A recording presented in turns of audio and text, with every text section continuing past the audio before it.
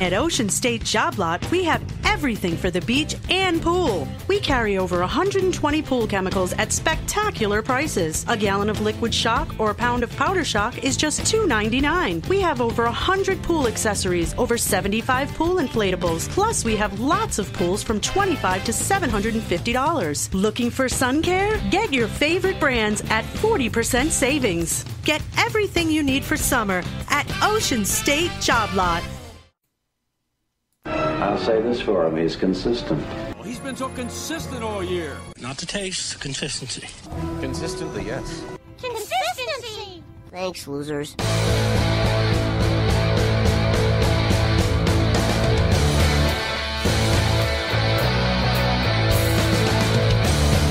And we're back for another week of the Fantasy Football Consistency Show. I'm your host, Bob Lung, here from Big Guy Fantasy Sports. As always, we are a proud member of the Full-Time Fantasy Podcast Network. If you haven't had a chance to get to those, make sure you do that. Go to Full-Time Fantasy Podcast Network. Just search for it on Twitter, Facebook, not Facebook, Google, whatever the case may be. You'll find it out there. Great stuff. All kinds of great podcasts, including our own, which we think is pretty great. And the reason it's great is because we have this guy, Ron Rigney, as the co-host. Ron, what's going on, man? Well, I didn't want to say anything, but I'm glad that you went the same way I was thinking. Thank you for that. Yeah, I'm always thinking about you, man. I appreciate that. Yeah. Yeah, doing good though. Doing good. Rainy South Florida day. That's okay. Yeah, no, it's been cooler this week. It has been, it was super hot up here for a while. Right now it's super hot in France. So my wife is like, man, I'm glad I'm not in France because today it was 106 in Paris, and they don't have air conditioning in most places, especially apartment buildings and that kind of stuff. So she's like, good thing we went in the fall, and I'm like, yeah, exactly. But yeah, it was 106 there today. So she watches some. But it is a dry heat. Yes, it's very dry. Like my wine. So anyway, so it's hot over there, but it's been pretty decent. It's going to warm up this weekend. It's going to be a fun weekend. I'm going down to Columbus. Maybe 6 months ago, a bunch of guys. It started with a DFF madman on Twitter. His real name is Jeremy. So Jeremy decided that he realized that there was a bunch of Ohio fantasy football experts and that we should all get together and have our own dynasty league draft. And so we're doing that this Saturday. So we're doing it at 2 o'clock at a place called Brew Dogs, some big, sports bar, craft brew. So a bunch of people, not sure if anybody you'd recognize, but Chris Allen from Fantrax is actually going to be there. He lives locally. He lives in Dayton. I don't remember who I can't off the top of my head, but so it should be a lot of fun. We're going to do that. I assume there'll be drinking, so that'll be fun. So I'll tell you how that goes. Obviously, we've been doing our Couch Tomato auction draft, which is now finished. You and I are putting in our last ones to catch. I like my team there. I like my team a lot better in the FanX auction draft, but I kind of overbought on my 2 quarterbacks, and now I'm paying for it because I don't have any backups other than the dollar guys. And every time I try to put in a dollar guy backup, somebody bids $2 and I'm out. I have like $11 for 9 players. That's the worst. So I have this amazing starting team, though. I have Jared Goff, Nick Chubb, David Johnson, Odell Beckham, Devontae Adams, and Mike Evans or Keenan Allen. And Evan Ingram. No, O.J. Howard is my tight end. How about that for lineup? That's my starting lineup. I have nothing after that at this point. I have nobody else. You better hope that health is on your side at this point. If these guys don't get hurt, I'm running away with the league. If anybody gets hurt, I'm screwed. So I'm going to have to do a lot of waiver wire picking up, trying to sneak some guys, some wide receivers like Emmanuel Sanders and those kind of guys that I'm hoping people kind of forget about and let me get for $1 or $2. But yeah, so great starting lineup. I thought I'd try this, but I think I spread myself. What happened was I was trying to get a decent quarterback, but I didn't have a ton of money, and I'm like, okay, I can go, $5 on a quarterback. So Winston and Goff were brought up at the same time by somebody. So I was thinking I'll just bid like $5 on each, and somebody will overbid one of them. I was assuming golf. Well, guess what? They didn't. Somebody bid up golf to 5, bid up Winston to 4, and nobody bid anymore. So I got them both. So I kind of wasted $4 on Winston because I could have got like Big Ben for 2. So that was probably a dumb move on my behalf. But still, I love the core team to see if I can keep some bench players, for bye weeks and that kind of stuff. But anyway, it's been a lot of fun. Lots of drafts going on that I know we're all in, and but we got some other really cool stuff going on. Obviously, first off, Fantasy Football Consistency Guide. If you haven't got it yet, I know it's that time of year. Now's when to get it. Get it on Amazon. If you're a Prime member, you get it in 2 days. That's obviously the resource that we promote, and then from that, at the bottom of the pages, there's a code that you come to the site and you get the $10 VIP upgrade. I still think this is one of my best moves of the year. I can't tell you how many times that code's been used, man. It's just amazing. So a lot of people are using it, getting the VIP upgrade to get the whole rest of the season online. The articles, the clutch report, you can put in your own scoring method, get your information, find out who the most consistent players in your league are. Obviously, you have consistently cashing you'll get all year. That in itself pays for it right there. You win a few of those games, your $10 is made. You might even be able to do it the first week. So we're working on that. Also, we're working on the prop bet consistency. I kid you not, we're actually getting closer. Ron, I am so excited. I still don't understand how this kid's putting it all together, but it looks cool. I'm excited to read it because I know absolutely zero about that realm, and I'm looking forward to diving into it. Right. So my concept's in my head, and it still makes sense.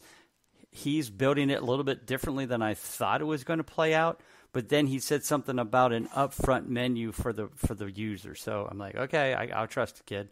But the database thing behind it looks really cool at this point, so we'll see. So that's coming. Also, for you folks out there, I know you want to come to the best and only Fantasy Football Expo this season.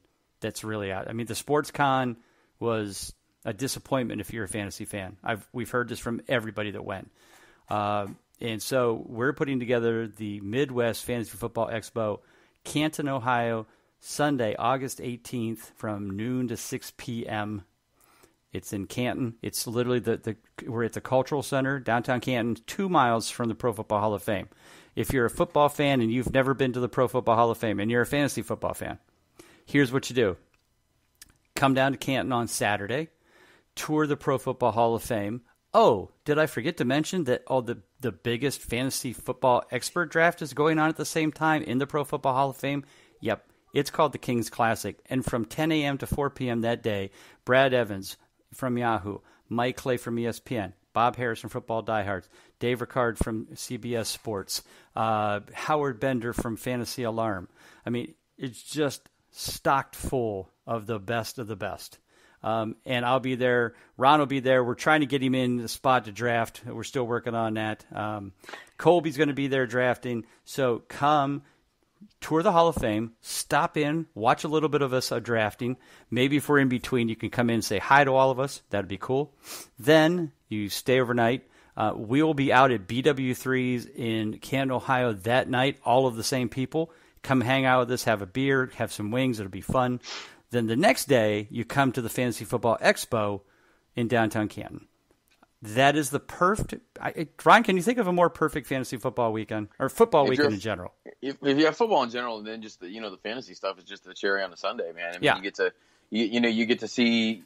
I mean, you went through some of the names that are there. I mean, right. The people that are going to be drafted are the who's who of fantasy football in Canton on Saturday, and then you've got a pretty solid lineup on Sunday as well. Then come down and talk whatever you want. Bring your IDP questions. Bring your dynasty questions. Bring your running back questions. Whatever's up in that brain of yours, bring it in, and I guarantee you're going to get so many different takes on it. You're going to leave just full of fantasy goodness and knowledge. You will.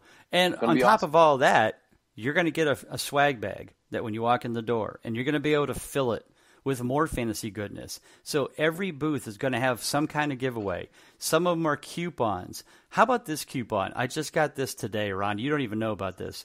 Football Diehards is donating a coupon to their free draft guide. That's $24.99, $25 value. You get the draft guide, and you get all of their camp updates. How about that? So right there, you just paid for your $15 admission. You absolutely did. And that's just one booth, kids. There's also a $25 credit to play in the FWCC championships. There's going to be a $10 value, $10 coupon to get the free upgrade at the Big Eye Fantasy Sports for the VIP. I mean, there's over $100 and some dollars. Right now, I think we're at $125. And I still got stuff coming in. Plus, other guys who don't really necessarily sell something online, they've got, keychains and giveaways, and we're also going to do some raffles, and we're going to give away signed jerseys, signed footballs, signed helmets, you name it. You can't miss this, guys. You just can't. And girls. Because guess what, girls? The Ball Blastem girls are going to be there. And if you don't know who the Ball Blastem girls are, you get on Twitter and you find them, because they are fantasy football goddesses, and they are bringing it with the Ball Blastem. They're not holding back. They come at you hard, and I mean that in a good way. So make sure you come check that out. So wives, you're like, I don't want to go to that. It's crap. Well, there's going to be those two ladies there. They're going to help you with your fantasy football. We're going to help you too. We're not sexist. Just because we're called Big Eye Fantasy Sports, though my wife believes that it is, we're not sexist. We really aren't. We will be. I have subscribers that are females. I've seen the name, so trust me on that one. So that's what everything's going on. So much stuff. And guess what? Next week is the Hall of Fame game. A week from today, Ron. A week from today is the Hall of Fame game. Is the summer blown by, man? It's all happening. It's all happening. This is, we complain all summer. Especially those of our listeners who aren't baseball fans, you complain about all summer. There's nothing to do, and finally, it's within a week. It's going to be here. Yeah. So next Thursday night at this same time, the season will be kicking off in Canton, Ohio. I'll be there. I'll be driving Champ Bailey around. You're welcome. And Ron sent his stuff, so we're going to get that taken care of. So anyway, all right, so let's talk about wide receivers. We could talk about Canton, Ohio, and fantasy football and everything else all night, but we're going to talk about wide receivers. Last couple of weeks, we have been breaking down the players at quarterback and running back, and basically what we're doing is we're going through our rankings, and then we're kind of comparing them to the ADPs and whether or not they're a solid value consistency-wise. The ADPs have changed drastically, especially for one player this week, and that is Tyreek Hill. I'm looking at Fantasy Football Calculator on here. He is now the 5th wide receiver off the board at the end of the first round. How about that for jacking up some value? What was he, 6th round, like last week? Yeah. Yeah. The couple of the leagues that I actually grabbed him in, the Independence Day Bowl or whatever it was that Howard put online. If you remember, I got Tyreek Hill as my 3rd wide receiver in the 6th round. Now, I had no idea that he was going to get off scot-free. I was expecting him to miss at least 6 to 8 games, but hey, may work out for me. Maybe I'll take that championship this year. We'll see. But let's get started. Obviously, we go down the list. The number 1 and number 2 haven't changed, and they shouldn't. DeAndre Hopkins, Devontae Adams. I don't think we need to spend much time. We move on from there. This is where it gets interesting. So I was on a podcast last night, and the guy was also doing his wide receiver rankings, and so him and I were comparing and contrasting our notes. And he also, just like the ADP, have Michael Thomas at number 3. Now, we love Michael Thomas, but Michael Thomas last year was only 75% consistent. His X consistency had him ranked 10th. Regular consistency had him around 14th, 15th. I'm not sure why people are moving him up so high when, he was 6th in total points. I just don't see what changes have been made in New Orleans that says Michael Thomas should be top 3 now. am I missing something? Is it, are you, is there something, I mean, especially since they ran the ball so much, again, Thomas is certainly a PPR stud, but I just can't put him in the top 3, let alone in the first round. Well, and when you move on past Hopkins and Adams too, we're kind of the next maybe 4, 5, 6 guys. We're kind of splitting hairs here. It's kind of a matter of just kind of who you prefer. But you got to think too. We look at it through a little bit different of a lens than a lot of other people do when we look at it through consistency. Because you're looking at Michael Thomas, who's top 6 in points scored, but only 75% consistent. And so that's kind of what we're focusing on a little bit more. And so I can speak from having Michael Thomas in a couple leagues last year. There's some weeks where those 4 games that he was not consistent are 4 weeks that I really needed him to be consistent. He wasn't I'm with you. I don't see a lot of things that should change, that you should bump him up or bump him down. I'm kind of good with where we have him. It's just kind of a matter of what you think. For me personally, it's kind of a matter of what you think Drew Brees is going to do. Right. And when you look at the clutch games by week, or his consistency ranking first half versus second half he was only 50% consistent. He went 4 for 8. So 3 out of those 4 games you were just talking about were in the second half of the season when you needed him most. Right. When you're making the playoff push. He only missed 1 in the first half, and certainly looked like he was well worth the great pick that that we were promoting him last year to be a top pick, because the year before that he did have an 85 or 87% consistency. I just can't put him that high. If I can get him as my wide receiver 1 at the end of the second round, then I feel a lot better about it. The problem is he doesn't fall that far. Now, on the positive side, that pushes Julio Jones down to number 4 and puts him at the end of the second round, or end of the first round. I have no problem with that. I think we have him 3rd, so we're good with that. Tyreek moving to 5th. I think this is an exaggeration at this point. I would hope that people would scale that back a little bit. But if he's going to go at the end of the first round, and I have a choice between Tyreek Hill and Odell Beckham or Juju, again, Tyreek Hill had the same consistency as Michael Thomas last year. It was just 75%. Again, not that that's bad. It's just the fact that his consistency had him ranked 8th, which is very good. But that's not 5th. And that's not first round material. That's right now the wide receiver 8 is Antonio Brown at 207. If I can get Tyreek Hill in the middle of the second round, I feel a lot better about it. End of the first, I don't know. Because, again, there's still that chance if Tyreek does something stupid. I mean, he's like Kareem Hunt. He's one bad decision away from being out of the NFL. I mean, if he does something and, hits his kid and gets caught, or, hits his wife or something like that, I don't know. What are your thoughts on Tyreek? Are you drafting him that high, or are you kind of like me and you're kind of like, it's a little rich for your blood? I mean, if it gets to that, I'm comfortable with him. I think it may be 112. I'm not too opposed to it, because I think when you have a situation where he went through what he went through in the offseason and he was finally kind of exonerated and it doesn't have any punishment kind of hanging over his head from it, I'm going to err on the side that he's going to straighten up a little bit, at least for the time being, and not be a knucklehead. So, I mean, if you can get him at that value, you kind of talked about Michael Thomas kind of being around there. Mm-hmm. Those 2 guys, and you mentioned it too, having the same consistency. I'm okay with him at the end of the first round, depending upon what else I've got staring me in the face there at the turn. Right. Yeah, and I also think it also depends on what running backs could sit there. If there's a very solid running back, a James Conner, he might be the only one I might draft ahead of him, but even that I may not. Obviously after that you've got Gordon and Gurley, but right now those guys are 2 question marks. Mixon and Dalvin Cook I like, but I'm not sure I like them ahead of any of those receivers. Those guys to me need to be middle of the second round. So if I have to take Cook, at the end of the first round, I'm probably not going to take him. I'm going to get 2 of these wide receivers. And again, if I pick Julio and Tyreek Hill, I feel good. If Odell Beckham went before that, and most of the time, if I'm drafting 12th or 11th, I'm usually getting Julio and Beckham.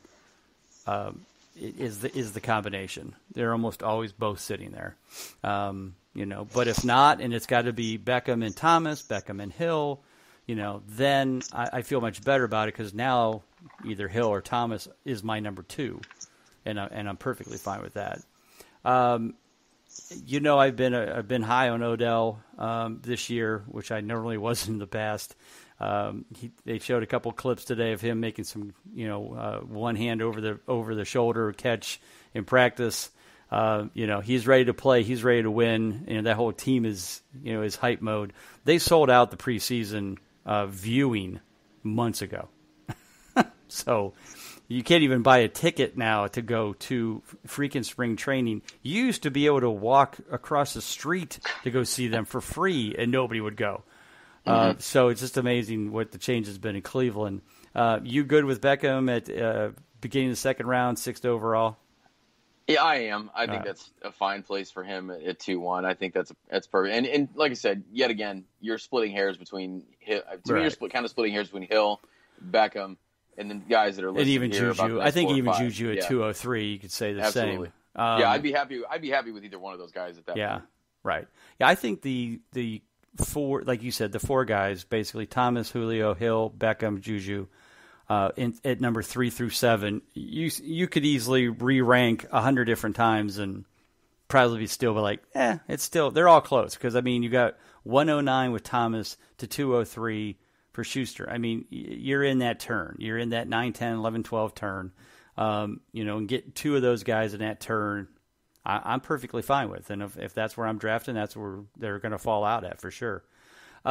It's after that, then it gets not ugly, but it gets at a point where am I willing to take that receiver there, or now am I going to get either my number 1 running back, maybe my number 2 running back, and wait on one or the other. Antonio Brown at 207. Yeah, I loved Antonio Brown. He's always been Mr. Consistency when he was playing for Pittsburgh, but he's not playing for Pittsburgh anymore, man. Somebody was trying to talk me into, but Derek Carr is a good quarterback, and they got a good team, and you got John Gruden, and I'm like, yeah, I get it, but Antonio just kind of rubbed me the wrong way last year with all of his drama and that kind of stuff. I'm just worried that he turns into the new Odell Beckham in Oakland. Or I should say the old Odell Beckham in Oakland, where it's, pouting and injuries and not playing that hard and, being all pissy. And I don't know. I'm just not. I don't know if I have Antonio Brown any team I've drafted, because I'm usually looking at like, well, I could do Brown, or I could take Dalvin Cook as my second back, or I could take Joe Mixon as my second back. And have you? I don't know if you. I know you've done some drafts. Have you picked Antonio yet? No, and everything that you said that was made as an argument for him, to me, that makes the argument against him. Right. With Gruden and with Carr and just that whole circus. And right. I don't know, man. It's and Hard Knocks. Hard Knocks is going to be entertaining though. That is something I am looking forward to. But I'm not going to draft Antonio Brown because of that. Right. It just hasn't shook out to where I'm kind of like you. There's other guys that I see that are a little more appealing.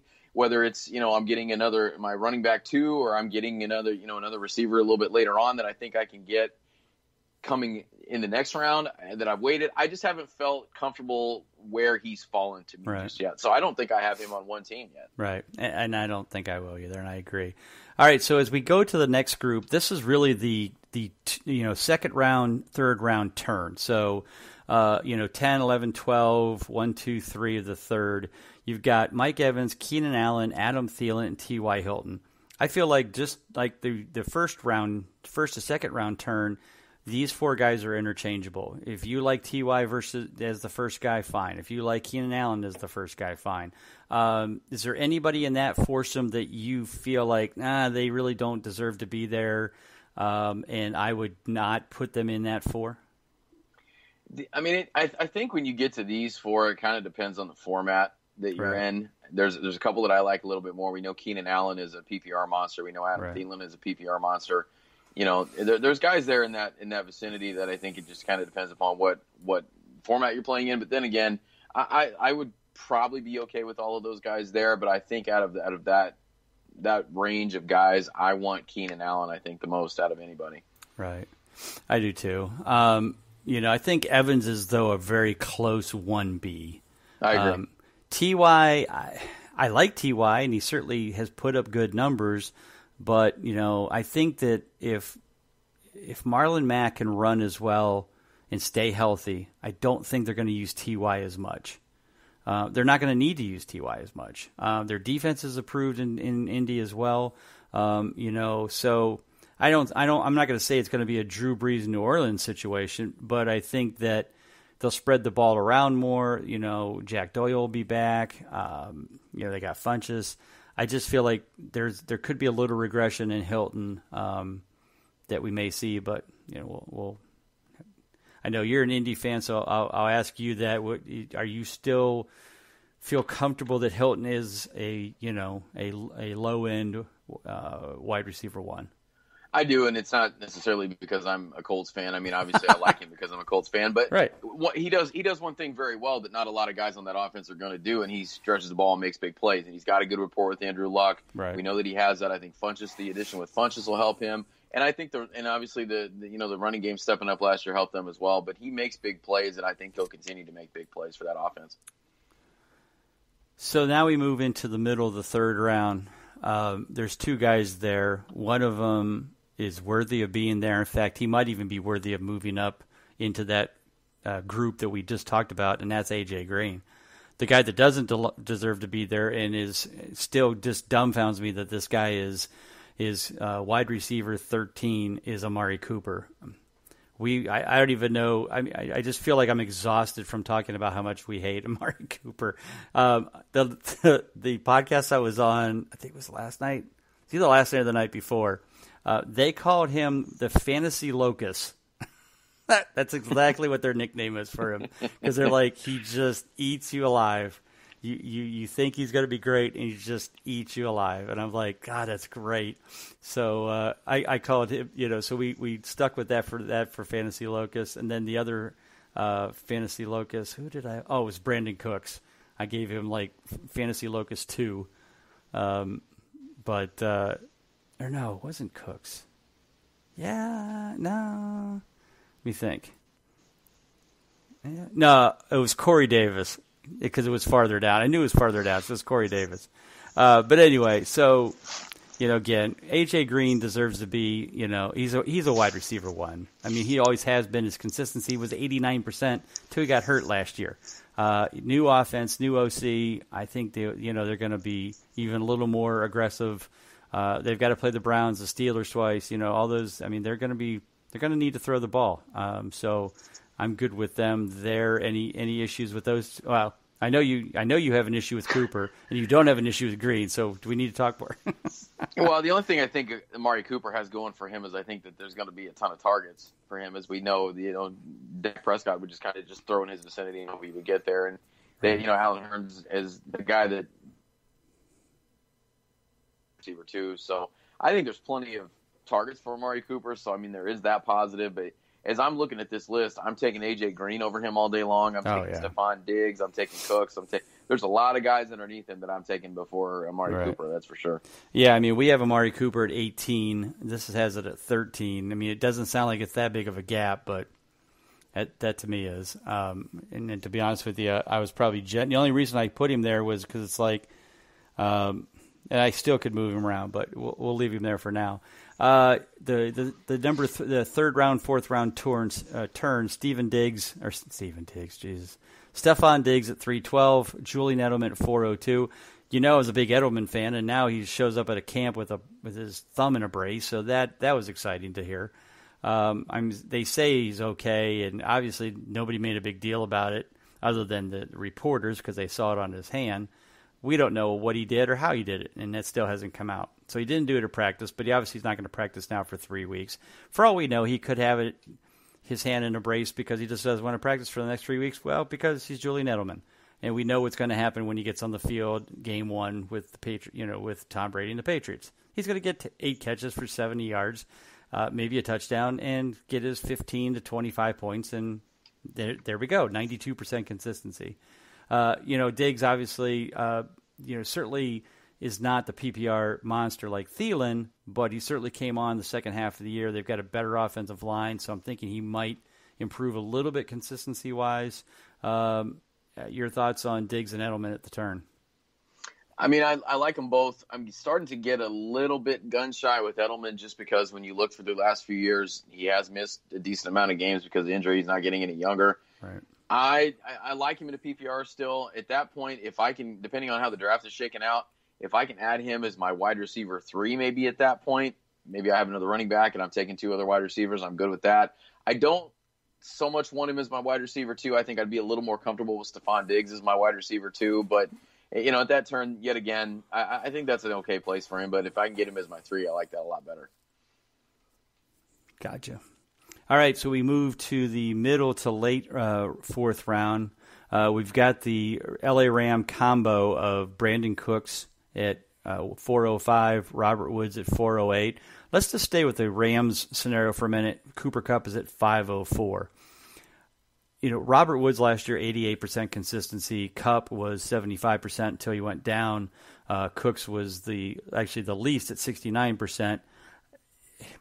I'm putting Woods ahead of them. I have Woods, of course, at 15. I have Kupp at 17, and then I have Cooks at 20. So I have a different lineup of the 3. What are your thoughts on the 3? How would you rank them? I'm not so opposed to. I think the way we have them ranked is fine. I just feel like I'm gonna maybe, if I want one of them, I might, based on what we're seeing on Fantasy Football Calculator, because they have Cooks and Woods right there on They're back to back as far as 17-18. I'm gonna wait that extra round to get Cooper Kupp if I've got to get a Rams wide receiver. I'm a little more comfortable taking him in round 5, maybe getting another one of those receivers that we talked about before. Maybe if I can nab me, I don't know, Stephon Diggs in early 4th round, or maybe Kenny Golladay, something like that. Not that I don't like the Rams receivers, but if I'm going to get one of those 3 guys, I'm going to wait till round 5 and get Cooper Kupp. Gotcha. Especially in PPR. Right. So Kenny Golladay at 409. I like Kenny Golladay. I haven't really drafted him because I guess every time he's up, there's one of those Rams receivers right beside him. And I'm like, Kenny Golladay, Robert Woods. Kenny Golladay, Cooper Kupp. Maybe if it's Golladay versus Cooks. But even then, I'm like, but we don't know about Detroit. And, what if, I don't know. Marvin Jones will be back and healthy. So is that going to cut into Galladay's thing? Golladay put up decent numbers last year. It's not like he sucked. He was 67%. He was ranked 24th. 21st in total points, 24th in consistency, and here he's 19th. I kind of look at the same thing we talked about earlier is, okay, so what makes him improve this year? Marvin Jones will come back. Maybe that'll help. That way he doesn't maybe get any double teams, even though I really don't know if he was. If Kerryon Johnson stays healthy all year, will the running game take away from him as well? Let's take a look at his splits last year, if I can find it. Yeah, so, I guess, so when Kerryon Johnson was on the field, which was the first 10 games, Golladay also went 7 for 10. So it was when he came off the field and Marvin Jones was off the field, which is the amazing part, that he went basically 2 for 5. So Golladay certainly maybe does have potential to do a little bit better than we think, especially if they all are on the field and healthy at the same time. And we know with all of that in consideration that Matthew Stafford had a bad back, broken back, in fact. And his wife is fighting cancer. That can't be good for the mind. So, I think that Golladay certainly has potential. Now that I kind of talked myself into him, I might draft him a few more times, or a few times, not a few more, a few times. What are your thoughts on Golladay at 409? I think it's a fair spot. I think it is too, but it's kind of the same situation as I talked about with the Rams receivers. If I'm looking at those Lions receivers, I'm going to wait a little while and maybe snag Marvin Jones. He was a guy that I was looking at. He's going like 9th, 10th round. Yeah, before we went on air here, and he's a guy that, you forget how good his numbers were just a couple seasons ago. I mean, he has a couple 1,000-yard seasons, some touchdowns. I remember a couple years ago he had a 200-yard outburst early in the season. So I'm going to wait maybe about 3 rounds and nab Marvin Jones. But I'm not opposed to Kenny Golladay there either. Like I said, if it's a good value, if I like the construction of my team there, I'd be okay with having both of them if it came at the proper value. Right. So we're at the turn. We've got two youngsters that have had some good games. The consistency isn't really there yet because they haven't really blossomed into those players. But it's Calvin Ridley for the Falcons and Chris Godwin for Tampa Bay. I think Chris Godwin has the better chance of being more consistent. I'm not 100% sure he'll put up better total fantasy points because Calvin Ridley last year put up top 20 fantasy points. He was 20th overall. But his consistency was around 56%. So I can't put him 20th overall. I cannot take Ridley, and I will not take Ridley at all as my wide receiver too. It just is not going to happen. Godwin, I'd rather have him as a 3. And I'm not even sure I take Ridley as a 3, maybe a late 3, but he'll be gone long before that. Godwin certainly has potential. Bruce Arians came out yesterday or today and said Chris Godwin will never leave the field for any play. So that's a good sign. The question is he going to see the ball? And I think he will. I like him at that spot. But it's just, again, he's in that same realm where one of those Rams wide receivers or Kenny Galladay is going to be. If you had a choice, who of those guys would you take Godwin over? I don't know. I mean, I guess I would take him over Ridley just because I've been a Chris Godwin guy for a couple years now, and It's not that I don't like Calvin Ridley, but you kind of gave the reason that we don't really favor rookies a lot with what we do is that 50% consistency. And I think that will improve for Calvin Ridley.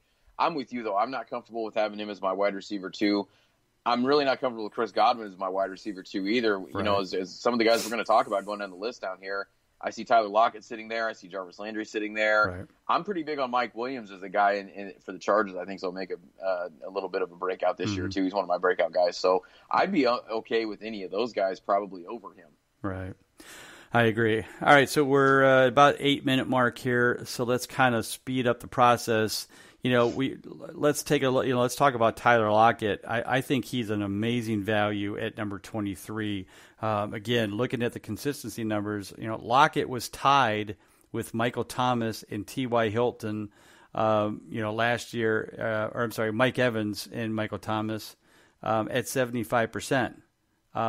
That's pretty amazing when you realize that, he still was Baldwin was on the field, but not that great. So, last year he ranked, 15th in consistency.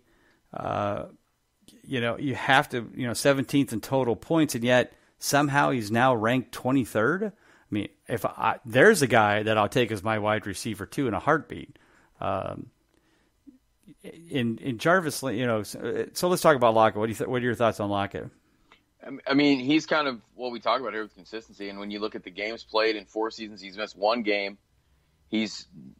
When you look at his targets last year, his targets were his catch percentage is something that kind of stuck out to me. He had 70 targets, caught 57 of them, almost 82% catch rate there. So that's pretty huge. And he had 10 touchdowns, and he was just under 1,000 yards. And to me, maybe it's because he plays on the West Coast, maybe it's because he's not flashy. I don't know, but that was one of the more quiet, consistent, just solid seasons that we had last year. So you got a number 1 on a team that has Russell Wilson at quarterback. I'm all about having him as my wide receiver too. And if you can get him as your wide receiver 3, that's even better. Right, gotcha. All right, so we're down to about 6 minutes. So let's look at from 24 to let's say 40. Give me 3 guys in that group that you definitely want to have as your wide receiver 3. Well, shooting fish in the barrel here at number 1, Jarvis Landry for sure. Right. I would take as my wide receiver 3. I kind of mentioned him before. I hate to mention all these guys at the top of the order here, but I'm big on Mike Williams this year. I just think the big playability, the size. Phillip Rivers is the quarterback. I think that the Chargers are moving in the right direction. They have a lot going on there. I think a big thing will be we'll see what happens with Melvin Gordon. So I like Mike Williams. As I go down here a little bit, I think Marvin Jones is probably my next favorite guy right there at 38. Right. Definitely. When we look at him and Galladay, like I said, I'll gladly wait the 3 rounds if I'm going to get a Lions receiver and go Kenny Galladay, go Marvin Jones. Right.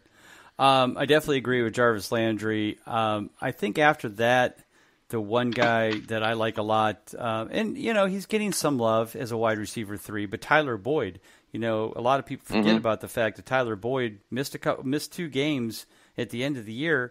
Even with those 2 missed games, he was 16th in total points. Missing 2 games, he was 16th.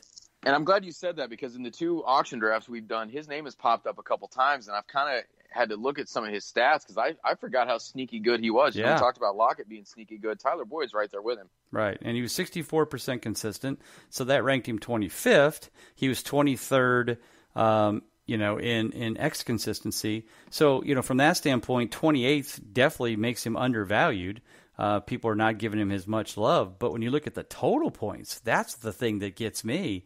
And so, he stays healthy. The offense gets a little bit better play calling.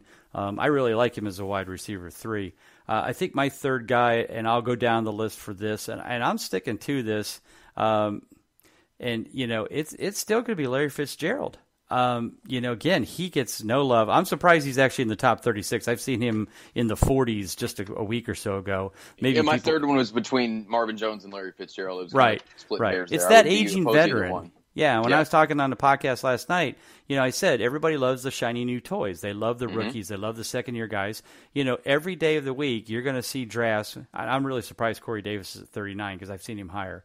But, you're seeing the Will Fullers, the Sammy Watkins, the Christian Kirks, Robbie Anderson, Dante Pettis, all going ahead of a guy like Fitzgerald, who, after they fired the OC last year, was 78% consistent and averaged 14 fantasy points a game. That's with Josh Rosen at quarterback, guys, not Kyler Murray, not a high-powered offense, and he was still putting up those kind of numbers, and all of a sudden, poof, we forget about it. He's an old man. He's done. Fine. Let him go, because you know what? Ron and I are going to be drafting him all day long, along with Marvin Jones. But we'll get him as our wide receiver 4s, maybe not a 5, but definitely a wide receiver 4s.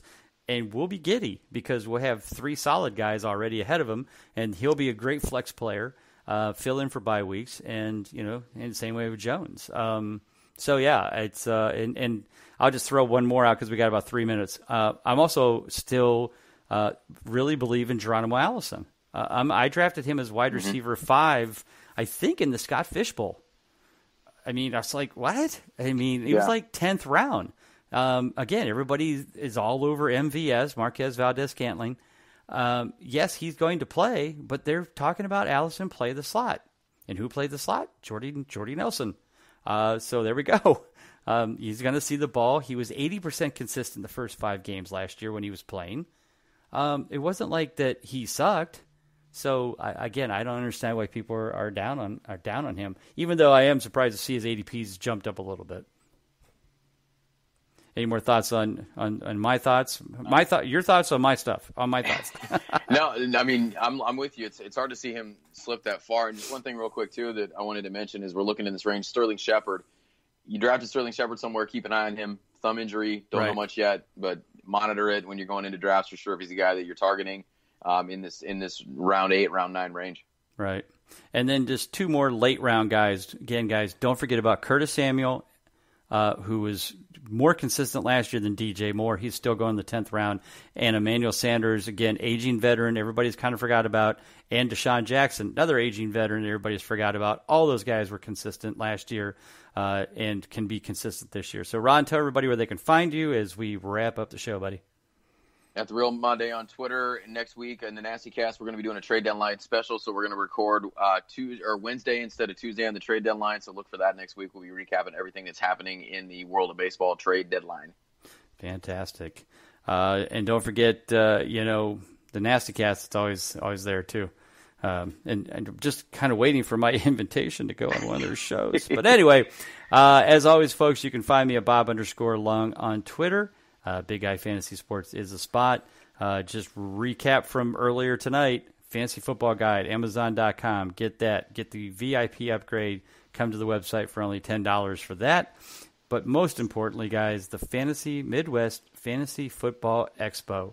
Sunday, August 18th, Canton, Ohio, home of the Pro Football Hall of Fame. Make sure you come down to it. Check it out. Go visit the Pro Football Hall of Fame the day before. Come see us at the King Classic Draft. Spend the night. Come over, hang out with us at BW3s. We'll definitely get you some drinks and some wings. We'll hang out together. We'll chat, and then come to the fantasy football the next day. Get your tickets early.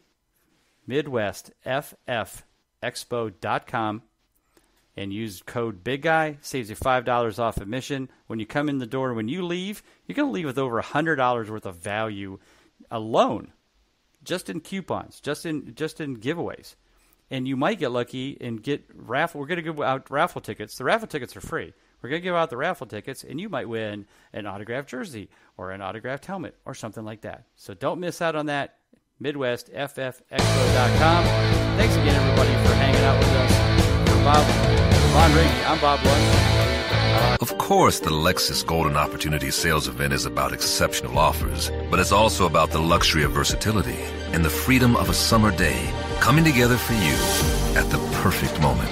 Lease the 2019 NX300 all-wheel drive for $369 a month for 36 months with $29.99 to its signing. Experience amazing at your New York, New Jersey, Connecticut Lexus dealer. Call 1-800-USA-LEXUS for important lease offer and pricing details. Not all customers will qualify. Offer valid in the Lexus Eastern area only and ends July 31st, 2019. At Ocean State Job Lot, we have everything for the beach and pool. We carry over 120 pool chemicals at spectacular prices. A gallon of liquid shock or a pound of powder shock is just $2.99. We have over 100 pool accessories, over 75 pool inflatables. Plus, we have lots of pools from $25 to $750. Looking for sun care? Get your favorite brands at 40% savings. Get everything you need for summer at Ocean State Job Lot.